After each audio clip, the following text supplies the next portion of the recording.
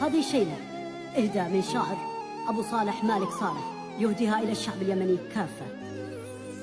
راح اليمان يا أهل اليمان، يكفي حروب يكفي فتان، الحرب زادت والمحان والكل في غفلة يهين. راح اليمان يا أهل اليمان، يكفي حروب يكفي فتان، الحرب زادت والمحان والكل في غفلة يهين. الحرب دمر وضعنا والخوف غارق وسطنا، والقد تمزق شملنا والعيش أصبح في جحيم. الأخ قد فاق أخوه والابن